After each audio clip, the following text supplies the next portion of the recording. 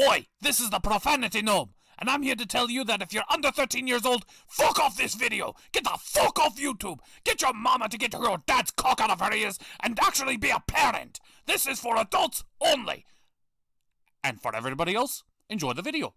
And don't forget to like and subscribe and comment below what you think, you fuck buckets!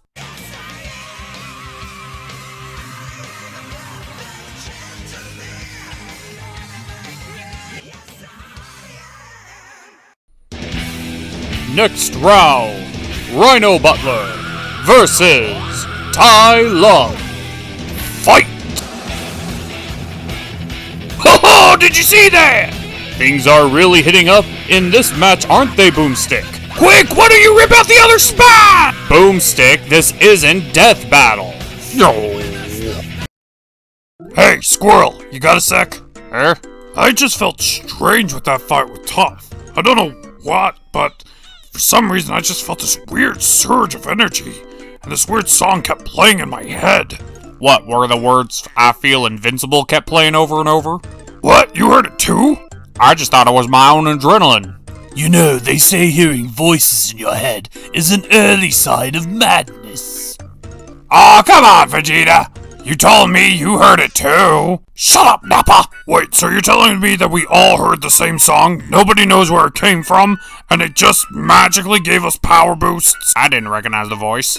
Feels like a Skrillex song. Do you think we should tell somebody about this? Yeah, only if it keeps happening. Let's talk about this later. My next fight's coming up. Gent, I don't mean to question, but why are you getting so many Pokeballs? Didn't you see the title of this episode? This is the legendary Peekablue. We can finally catch this legendary Generation 2 Pokemon. This will be the Perils of Peekablue. The episode begins with Adora as she's trying to contact her inner She-Ra spirit, and is constantly being interrupted by everyone. And I literally mean everyone. Yeah, but I'm gonna pause that to take a moment. Yeah, it's a bad move for them to interrupt She-Ra while she's training to, you know, become the MacGuffin they all need. But I want to point out that Bo and Glimmer seem to take into Catra awfully quick. I mean, maybe Glimmer has some excuse, but Bo, you were standoffish towards Glimmer because she literally killed everybody on the planet. Well, nearly. But Catra actually did that. Literally. Why are you being so welcoming to her so soon? Dude, be consistent. Well, the master of distraction in Trapdra and her new not Hordak buddy, is she using that to substitute regular Hordak? Is trying to tell everybody that she's picking up readings from Etheria. They're getting close now, and while Glimmer and Bo are finally glad that they're going home, there are others that are not so enthusiastic. You know, it just occurred to me. What did? They haven't brought back Queen Angela. Who? Queen Angela? The queen that preceded Glimmer? Doesn't ring any bells. King Micah's wife? Queen Debbie. Oh, her! Yeah, it is kind of weird that they haven't brought her back yet. Meow. Yeah, Leslie's right. Maybe they aren't gonna bring her back. But they're crazy. It is crazy. They wouldn't not bring Queen Debbie back, would they? Unless they forgot about her. Okay, I wouldn't put it past the writers. We cut to Etheria in probably the most ominous shot, where the entire planet is literally blockaded. And what are our heroes doing? Playing dress-up. Oh god, don't tell me. Yarr, no, this is the mandatory Seahawk episode. They must be contractually obligated or something to give one episode every season just for Seahawk. And this is the one. Any rate, putting Deadbeard's feelings aside, there's apparently a reason they're playing dress-up. They're going undercover in order to find the first prince the series had to offer. Prince Peekablue. I got my master ball with his name on it. But he's going to be attending a party full of bad guys. and it's probably a bad idea for them to get caught there. So they're getting aliases and playing spy. Unbeknownst to them, an actual spy is spying on the spies as they're spying. Meow? Yeah, this is the first prince. Considering all the princesses that we've experienced so far in this world, it's a wonder what the only prince in the entire series is going to be like. I think we all know exactly what the one prince is going to be like. We soon cut to B-plot, as Princess Natasa is doing something with Swiftwind, but a little Spinnerella is getting a little handsy. But thanks to the ridiculous fashion sense of Ethereans, Natasa's neck is very well protected from being influenced by the Horde. And when Spinnerella tries to get close, Natasa's being a little distant. But when Swiftwind of all horses notices the distance between the two of them lately, Natasa doesn't realize what's wrong until she remembers, oh shit, it's our anniversary, and she forgot. Whoopsie! There's no whoopsie here. Their whole ship is on the line. Forgetting an anniversary is a very big thing. Natasa, run to her! Run to her and fix your mistake! You do remember that Spinnerella is a spy for Hordak, right? True love conquers all! How many Dickney movies have you been watching lately? I hereby say that this subplot with Natasa and Spinnerella is the A-plot, and everything with everyone else can be secondary. You can't do that, you're not a writer of the show! No, I'm a follower of their still-beating hearts. When did this turn into Kingdom Hearts? So they begin to enter the mysterious pub, which is apparently just an elaborate ruse to open the doorway into the real secret elusive club. Which, I'll give it credit for Seahawk, he might have been able to know this since his backstory is a pirate. And so they enter the mysterious, stage show, where a bunch of evil bad guys are. But thankfully, no one knows them, right? Well, not so much. Damn it, Seahawk! How do you know it's his fault? Because it's always Seahawk's fault. Okay, you're not wrong here. As apparently there's a bunch of dudes here that Seahawk has wronged in the past by burning down their boats. So Mermista and him have to spend almost the entirety of the episode dealing with that. Meanwhile, Perfuma and Scorpia do their best to try to blend in with the locals, while Mermista and Seahawk, well, yeah, clean up house. But unfortunately, Scorpia doesn't seem to be that good at being the bad girl. I mean, fuck, she was the bad girl, but even still didn't pull off the bad girl. So her pretending to be the bad girl after redeeming herself, even though she really didn't have anything to redeem for, yeah, she kinda sucks at it. So, while Mermista and Seahawk, again, continue to round up the baddies, which apparently Deadbeard isn't the only one that Seahawk has crossed, Scorpia and Perfuma have a little chat about believing in yourself and how you could do anything you set your mind to. But no time for that, as we finally meet the mysterious Peekablue! He is literally everything I imagined him to be.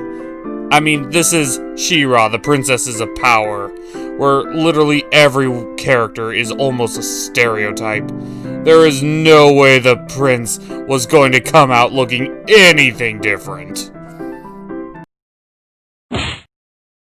So, legendary Pokemon Peekablue, you are too strong for my Premier Ball, but let's see how you handle an Ultra Ball! Hand it over, Deadbeard! Deadbeard? Hey, where'd he go? Well, since Deadbeard appears to have taken a side seat, I'll go ahead and comment, as we cut back to Natasa, who is currently trying to think over the best solution to get over the problem that is her anniversary. She runs into Spinnerella, but it looks like Spinnerella's got a new squeeze and oh right. He's probably a traitor too. Yeah, Natasha discovers that Spinnerella has been brainwashed. Uh-oh! SpaghettiOs! We cut back to Mermista and Seahawk and oh, Deadbeard, there you are. I've been here for 10 minutes! It hasn't been that long. As it seems as though they finally got all the people that Seahawk hates tied up and under the table. But soon, Mermista begins to freak out, as she can't get out of behind the bar anymore, because apparently there's somebody there that she burned the ship down just to see. Why would you do that? No, I'm kind of with Deadbeard on this one. Mermista, you have a fleet of ships. You are the princess of the goddamn ocean. Why would you burn down someone else's ship? Oh my god, that's even worse than Seahawk. Seahawk at least doesn't have the money to pay for his own ship. But you, oh my god, what is wrong with you? See? You see? This is worse ship! Go back to the other princesses! They actually are likable.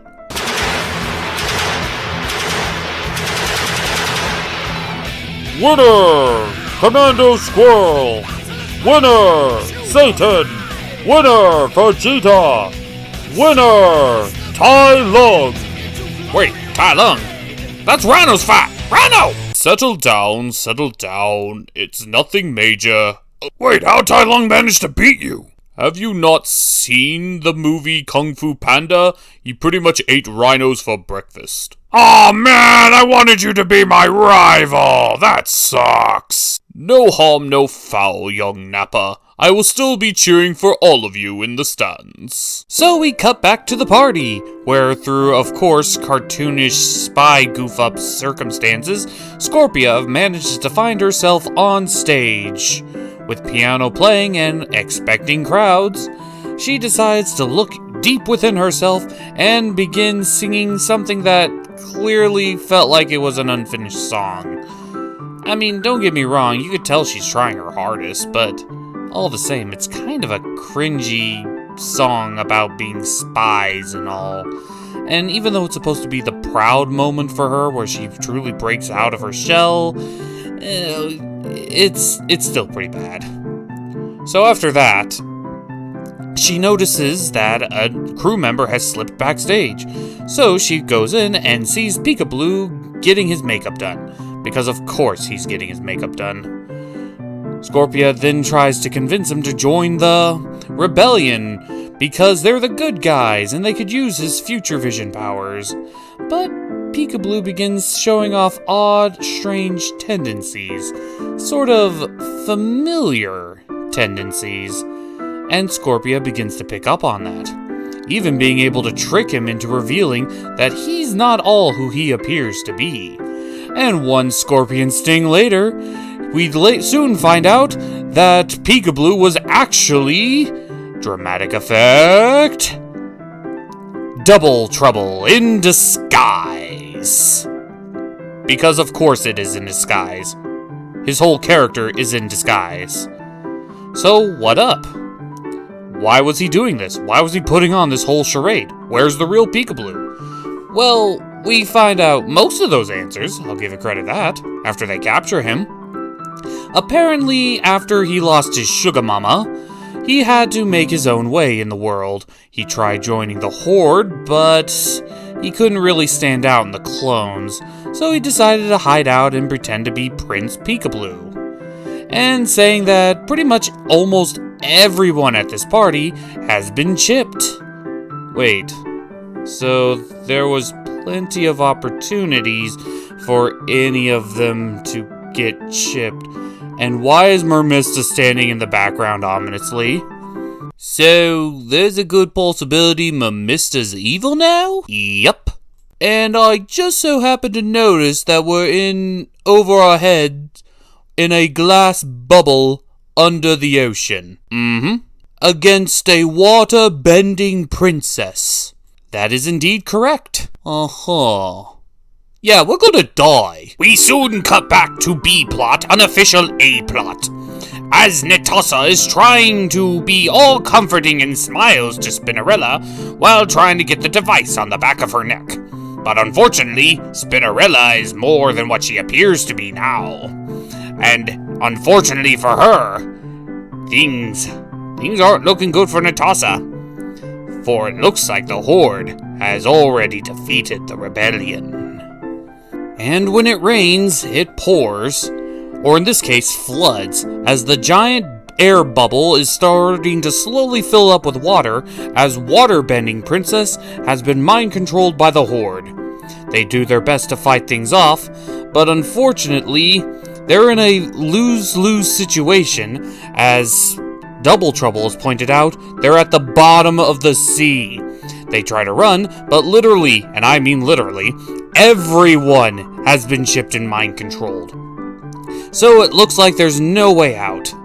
And things are looking worse and worse for the rebellion, as Spinnerella and Natasha are forced to fight each other.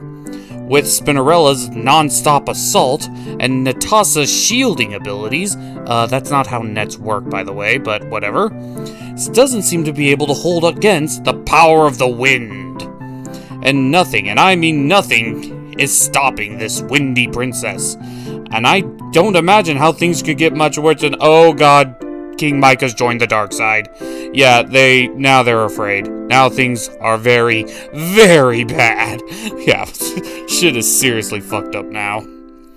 So, unfortunately for them all, there doesn't seem to be any clear option of escape.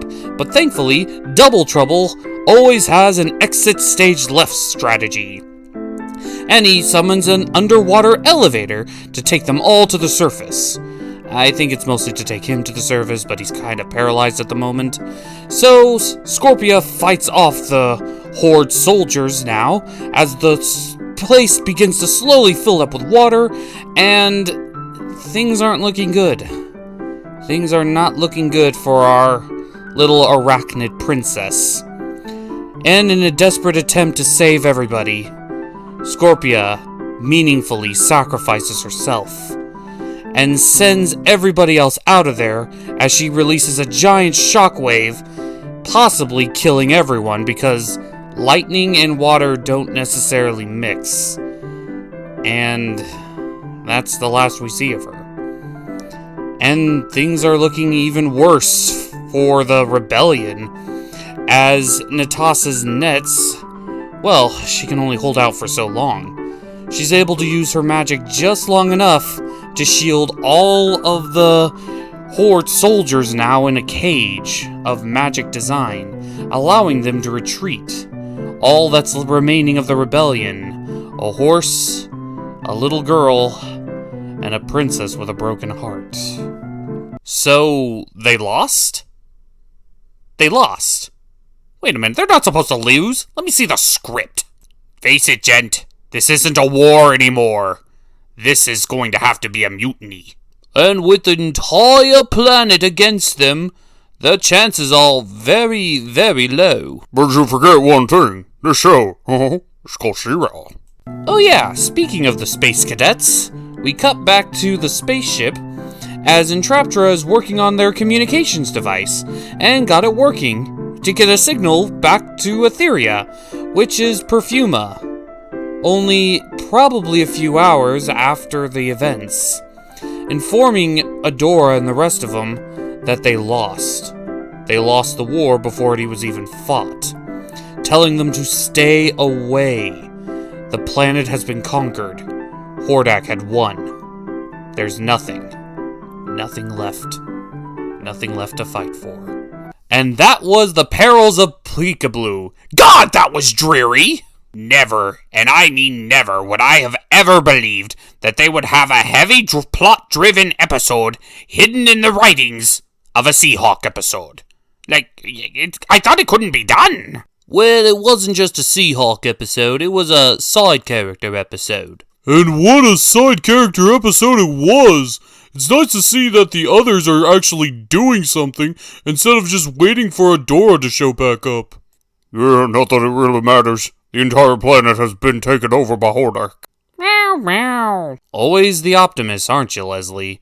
But yeah, just a single swing of She-Ra's sword is enough to probably just wipe everybody's chips off the face of the earth or something. Don't you think that's a little bit too easy? Well, that's how they solved all their problems before. And given this show's track record, even in a good season like this, it's very hard to believe that they won't just swing, swish, problem goes away. But hey, it's a good episode regardless. Makes Hordak look even worse, and he wasn't even in this episode. And the worse, terrifying, terrible, evil, and overall competent the villain looks, the more badass She-Ra will look when she inevitably takes him down. It's just going to be a matter of time whether they're just going to MacGuffin it, or if there's going to be an actual story plan involved. So what do you guys think?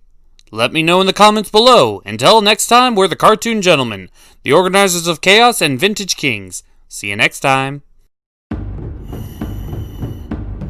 Next time I will win without the use of cheap tricks.